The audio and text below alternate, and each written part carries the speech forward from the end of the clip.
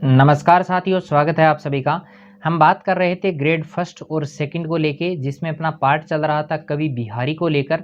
और कवि बिहारी जो है वो बिहारी रत्नाकर के लेखक माने जाते हैं। बिहारी रत्नाकर की इन्होंने रचना की है। और यहाँ पर भाग नंबर 3 अपना रहेगा। 2 पार्ट अपने हो चुके हैं, जिसमें अपने 16 जो दोहे हैं उनकी बात अपनी हो चुकी है। 16 दोहे अपन पढ़ चुके हैं। और फर्स्ट ग्रेड के लिए अपने को पढ़ने पड़ेंगे 25। और फर्स्ट ग्रेड के अलावा सेकंड ग्रेड जो अध्यापक भर्ती परीक्षा वरिष्ठ अध्यापक जो रहेगा, उसमें हिंदी के अंतर्गत 20 दोहे आपको पढ़ने पड़ेंगे। तो यहाँ पर जो अपने सेकंड ग्रेड की तैयारी कर रहे हैं उनको मैं बता दूं कि वो यहाँ पर 20वें दोहे तक जो है वो अपने को पढ़ना है, यहाँ पे पढ़ लेना। और जो हमारे फर्स्ट ग्रेड के साथी हैं उनको मैं बता दूं कि वो अपने 25 जो दोहे हैं उनको पूरे को पढ़ना है। और ये 25 दोहे और बिहारी का जो जीवन परिचय है वो आपको अपने YouTube channel HS study talk पर फ्री ऑफ कॉस्ट जो है वो आपको प्रोवाइड करवाया जा रहा है। पूरा का पूरा आपको मिल जाएगा। और इससे रिलेटेड जो भी क्वेश्चंस बनते हैं, जितने सारे क्वेश्चंस बनते हैं वो आपको सारे के सारे करवा दिए जाएंगे। 1-2 दिन में जल्दी ही जो है वो क्वेश्चनों की सीरीज जो है वो स्टार्ट करेंगे। ठीक है, चलिए आगे मैं बात करूं तो यहाँ हम आज जो बात करेंगे 70वें पद से लेके मैं बात करूं 25वें पद तक जितने भी हैं उन सब की सरल शब्दों में व्याख्या यहाँ पर की जाएगी। बहुत सरल भाषा में सब कुछ समझाया जाएगा। कहीं पर भी कोई समस्या हो तो उसके लिए आप कमेंट कर दीजिएगा, तुरंत उसका जवाब दे दिया जाएगा। और अगर आप इस चीज़ में सक्षम हैं, ये सारी चीज़ें आपको बढ़िया ढंग से आती हैं, आप ये चीज़ें कर रहे हैं, तो साथ में मेरा एक टेलीग्राम चैनल भी दिया हुआ है। उस टेलीग्राम का चैनल का जो लिंक है वो मैंने डिस्क्रिप्शन बॉक्स में दे रखा है, वहाँ से जाकर भी आप उसको ज्वाइन कर सकते हैं। उसमें जो है लेटेस्ट वीडियोज़ के जो अपडेट्स हैं वो डाले जाते हैं।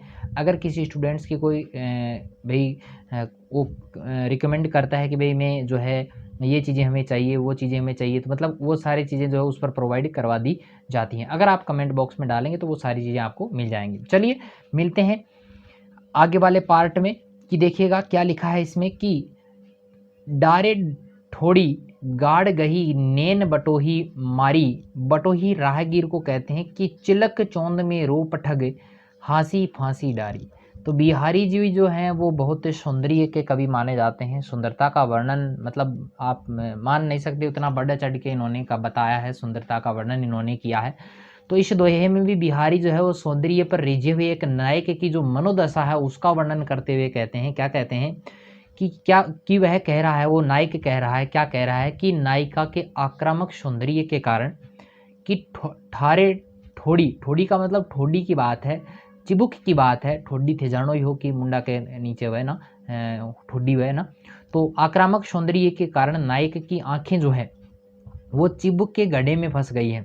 अब थोड़ा सा मैं यहाँ पे बता दूँ कि जो है नायिका का जो आक्रामक सौंदर्य है उसके बारे में जो है वो बताया जा रहा है कि नायक की जो आंखें हैं वो चिबुक के गड्ढे में फंसी हुई सी लगती हैं। और चिलक चौंद में रूप ठग हांसी फांसी डारी। देखिएगा कि अत्यधिक सुंदरता के कारण वहाँ से वो हट नहीं रही है। ठोडी बड़ी सुंदर लग रही है इसलिए नज़रें वहाँ से हटना नहीं चाहती हैं। और सौंदर्य रूपी जो ठग है उसने उसको पकड़ लिया है, उन्हें मधुर हास्य रूपी जो फांसी है वो लगाकर मार दिया है। हास्य रूपी यानी हंसी का पात्र वो बन चुका है। तो यहाँ पर सबसे इम्पोर्टेंट बात है रूपक अलंकार का प्रयोग किया गया है। इम्पोर्टेंट प्रश्नों की मैं बात करूँ, कुछ स्टूडेंट्स कहते हैं कि प्रश्न कहाँ से बनेंगे सर वो बताइएगा। प्रश्न यहाँ से बनते हैं। प्रश्न ये अगला जो है वो ये पंक्तियाँ देगा, ये ऊपर वाला जो दोहा है वो दे देगा। और इस दोहे में पूछेगा कि इसमें कौन सा अलंकार का प्रयोग हुआ है या कौन से का नहीं हुआ है। 2-3 अलंकारों का प्रयोग है तो नहीं का शब्द, नहीं का जो शब्द है उसका प्रयोग करेगा। अगर एक ही अलंकार है तो इसका प्रयोग कर सकता है। यहाँ पर कुछ चीज़ें जो है ये भी पूछी जा सकती हैं कि कौन किसको कह रहा है, किसकी स्थिति का वर्णन कर रहा है, किसके बारे में कहा है, सौंदर्य के बारे में कहा है, नायक की मनोदशा का वर्णन किया गया है। तो ये चीज़ें यहाँ पर इंपॉर्टेंट रहती हैं। नायक की मनोदशा जो है वो किससे प्रेरित है, तो यहाँ पर नायिका से है, नायिका की सौंदर्य से है। तो ये सारी चीज़ें इसमें जो है वो आने लायक हैं। तो इन सारी चीज़ों की चर्चा अपन जो है वो ऑब्जेक्टिव टाइप क्वेश्चन जो होंगे उनमें हम चर्चा करेंगे। चलिए अगले वाले पे चलते हैं कि किनो हूँ कोटि कोटि यानी करोड़ों, जतन का मतलब यत्न, अब कही काढ़े कोनु, काढ़े यानी निकालना, को यानी कौन, भौ यानी मन मोहन, रूपी मिली पानी में को लोनो, लोनो का मतलब नमक का मिलना है, जिस प्रकार पानी में नमक मिलता है।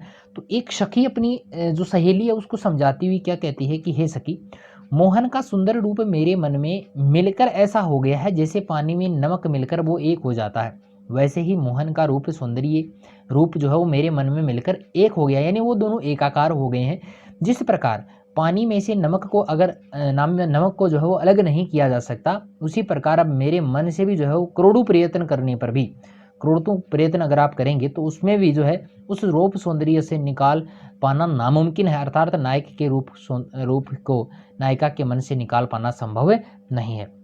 यहाँ पर दृष्टांत दिया है किसका? नमक का पानी में मिलने का जो दृष्टांत है वो यहाँ पर दिया गया है, तो दृष्टांत अलंकार का प्रयोग यहाँ पर किया गया है। समझ में आई होगी पूरी बात। फिर भी कोई समस्या हो तो बेझिझक आप कमेंट कीजिएगा। और यहाँ पर दोहा जो छंद है वो तो बार बार बताने की आवश्यकता नहीं है, सारे दोहे ही हैं यहाँ पे, बाकी कुछ है नहीं अन्य वाली चीजें। ठीक है, ब्रज भाषा का प्रयोग है, सारे में ही ब्रज भाषा का प्रयोग है, अन्य किसी भाषा का प्रयोग नहीं हुआ है। ये तो बीच बीच में डाल देते हैं ताकि आपको समझ में आ जाए कि कौन सी भाषा का प्रयोग यहाँ पर किया गया है, ये उपयुक्त पद में कौन सी भाषा शामिल की गई है। तो ये सारी चीजें इसमें शामिल है, इसमें कोई टेंशन वाली बात नहीं है।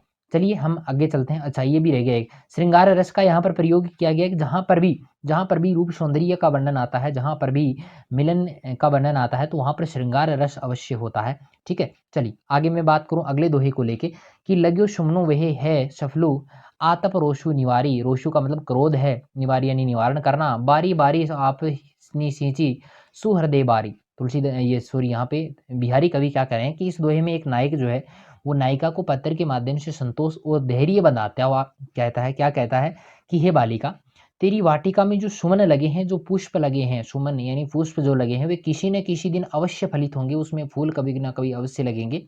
किंतु इसके लिए तू अपनी वाटिका को हृदय से सिंचित कर। भाई हृदय से दिल लगाकर, मन लगाकर ऐसा कार्य कर कि जो है क्रोध की धूप को दूर करो। तुम्हारे मन में क्रोध का भाव उत्पन्न होना ही नहीं चाहिए। अगर ऐसा होता है तो तुम्हारे इस बगीचे में जो है वो पुष्प फलित नहीं हो पाएंगे।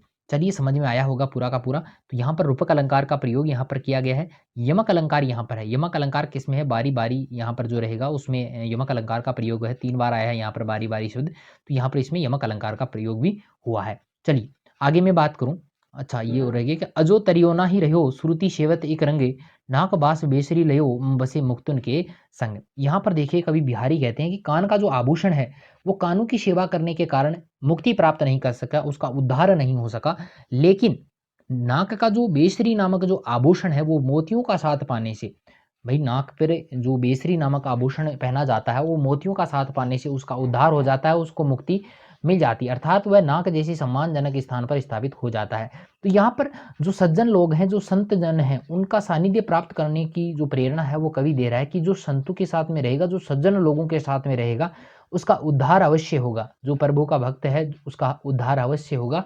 और जो सिर्फ सांसारिक मोह माया की सेवा करने में लगा है उसका उद्धार कभी नहीं हो सकता। चलिए यहाँ पर अगले की बात हम करते हैं। देखिएगा कि जम करी मुहे तर हरि पर्यो इही धर रही चित लाओ विषय तृष्णा परि हरि अजो नर हरि के गुण गाऊ। देखिए यहाँ पे बिहारी कवि क्या कहते हैं कि कवि अपने मन से कहता है कि हे मन, कि जम का मतलब यम, कि तू यम रूपी हाथी के मुंह के नीचे पड़ा है। करी करी हाथी को कहा गया है। मुंह तर हरि का मतलब नीचे, पर यानी पड़ा है, कि तू हाथी के मुंह के नीचे पड़ा है। यही धर रही चितुलाई, और यह बात तुम अपने चित्त में निश्चित रूप से रख लो कि विषय तृष्णा परिहरि अजो नर हरि के गुण गाओ, और विषय वासनाओं एवं तृष्णाओं का त्याग करके ईश्वर भक्ति में लग जा, अर्थात गुरु की शरण में चला जा, अन्यथा तुम्हारा उद्धार कभी नहीं होगा। आगे इसमें नरहरि जो शब्द है उसमें श्लेष अलंकार का प्रयोग यहाँ पर किया गया है, क्योंकि नरहरि यहाँ पर जो है वो गुरु को भी कहा गया है, नरहरि गुरु को भी कहा गया है, और नरहरि जो है वो यहाँ पर कहा गया है किसको? ईश्वर को भी कहा गया है। जब एक शब्द के एक से अधिक अर्थ निकलते हैं तो वहां पर कौन सा अलंकार होता है? श्लेष अलंकार। चलिए यहाँ पर रूपक अलंकार का भी प्रयोग है। ये रहा कि यम रूपी जो हाथी है उसमें यमक अलंकार का प्रयोग हुआ है। शांत रस है, बिल्कुल शांत भरी बातें की गई, तो शांत रस का प्रयोग भी इसमें किया गया है। चलिए आगे मैं बात करूँ कि पलनो पीक, पीक वो होती है ना मतलब पीक वो क्या कहते हैं, इसे पान वगैरह खाते हैं तो उसमें पीक थूकते हैं ना। अंजनु अधरा यानी होठ धरे, महावरु महावर वहाल यानी मस्तक, आजू मिले सु भली करी भले बने हो लाल। लाल यहाँ पर वही नायक को कहा गया है। तो इस दोहे में नायक के जो पर स्त्री गमन करने पर नायिका जो है वो व्यंग्य करती हुई कहती है, क्या कहती है कि हे प्रियतम, तुम्हारी पलकों पर उस स्त्री के मुंह का पीक लगा हुआ है, और तुम्हारे होठों पर अंजनु अधर, तुम्हारे होठों पर उसकी आँखों का काजल लगा हुआ है, धरे महावरु भाल, और तुम्हारे मस्तक पर के पैरों का जो महावर है वो भी लगा हुआ है। आजू मिले सु भली करी, आज तुम मुझसे मिलने आए हो, ये बहुत अच्छी बात है। भले बने हो लाल, लेकिन आज तुम जो है वो अच्छे बने हो। यहाँ पर व्यंग्य रूप में जो है वो नायिका नायक को कहती है। ठीक है, संयोग श्रृंगार रस की बात यहाँ पर की गई है। वेरी वेरी मोस्ट इंपॉर्टेंट बात जो रहेगी वो यही रहेगी।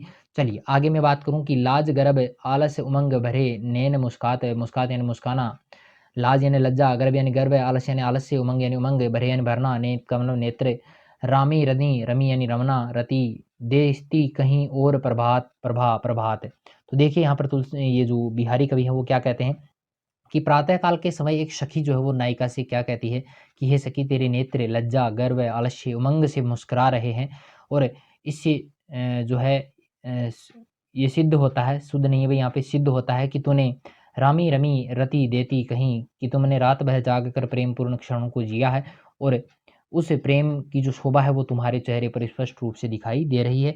यहाँ पर जो है वो श्रृंगार रस का प्रयोग किया गया है, संयोग श्रृंगार रस का प्रयोग यहाँ पर हुआ है, माधुर्य गुण यहाँ पर रहेगा। ठीक है, चलिए आगे बढ़ते हैं। अगला अपना जो दोहा रहेगा, अच्छा ऊपर वाला नहीं आया क्या, ये रहा कि पति रति की बतियां कही सखी लखी मुस्काए। तो देखिए इस दोहे में जो बिहारी कवि हैं उसमें नायक और नायिका जो है वो रंगमहल में बैठे हुए विनोद की बातें कर रहे हैं। वहीं जो है वो नायिका की सखियाँ भी बैठी हुई हैं, और नायक बातों ही बातों में रति की इच्छा प्रकट करता है कि पति रति की बतियाँ कही। तो रति की इच्छा जो है वो नायक प्रकट करता है। सखी लखी मुस्काई, ये देखकर सखियाँ जो है वो मुस्कुराने लगती हैं। और के सब टला टली अली चली सुख पाई, और नायिका ये देखकर सखियों की तरफ जो है वो देखकर मुस्कुरा देती है, और ये देख कर के सारी सखियाँ जो है वो किसी न किसी बात का बहाना बना के एक एक वहाँ से चली जाती हैं। तो यहाँ पर श्रृंगार और माधुरी रस का जो है अच्छा प्रयोग यहाँ पर देखने को मिलता है। चलिए मिलते हैं अगले वाले में कि तो परवारो उर्वशी सुनी राधिके सुजान है, तू मोहन के उर्वशी उर्वशी समान। तुलसी ये यहाँ पर बिहारी कवि क्या कहते हैं कि इस दोहे में एक सखी राधा जी की सुंदरता का वर्णन करते हुए क्या कहती है कि हे के चतुर राधा जी, तू इतनी सुंदर है कि तुम्हारे सौंदर्य पर स्वर्ग की जो अप्सराएं हैं, यानी उर्वशी नामक जो स्वर्ग की जो अप्सरा है उसको भी मैं न्योछावर कर सकती हूँ। ये कौन कहती है, जो एक सखी है राधा जी की, वो उसकी सुंदरता का वर्णन करते हुए कह रही है कि तुम तो उर्वशी नामक आभूषण के समान हमेशा श्री कृष्ण के हृदय में बसी हुई हो। यहाँ पर देखिए उर्वशी, यहाँ पर भी उर्वशी और यहाँ पर भी उर्वशी, 3 बार शब्द का प्रयोग हुआ है। हर बार इसका अर्थ जो है वो अलग अलग रहेगा। तो यहाँ पर जिस अलंकार का प्रयोग हुआ है वो है यमक अलंकार। कौन सा अलंकार है, यमक अलंकार का प्रयोग यहाँ पर हुआ है। उपमा अलंकार का उपमा भी यहाँ पर दी गई है। ठीक है, तो इसका प्रयोग भी यहाँ पर हुआ है। ठीक है, दोनों अलंकार यहाँ पर रहेंगे। चलिए पूरा का पूरा समझ में आया होगा। बिहारी रत्नाकर का जो पूरा का पूरा जो पार्ट है वो अपन ने क्लियर कर लिया है। बिहारी रत्नाकर या बिहारी सतसई के जो अपने 25 दोहे यहाँ पर जो शामिल किए गए हैं, उन 25 दोहों को मैंने यहाँ पर स्पष्ट कर दिया है। फिर भी आपके कोई समस्या हो इनमें तो बेझिझक आप कमेंट कीजिएगा, आपको उसका तुरंत जवाब दिया जाएगा। हमारे सेकंड ग्रेड के जो स्टूडेंट्स हैं वो 20 ही पढ़ने हैं, उनको 20 से ज़्यादा उनको नहीं पढ़ने हैं, उतना ही उनके सिलेबस में आएगा। और फर्स्ट ग्रेड के जो हमारे साथी हैं उनके लिए जो है वो 25 से दोहे आपको पढ़ने हैं। ठीक है, चलिए मिलते हैं एक नई वीडियो के साथ में, तब तक के लिए धन्यवाद।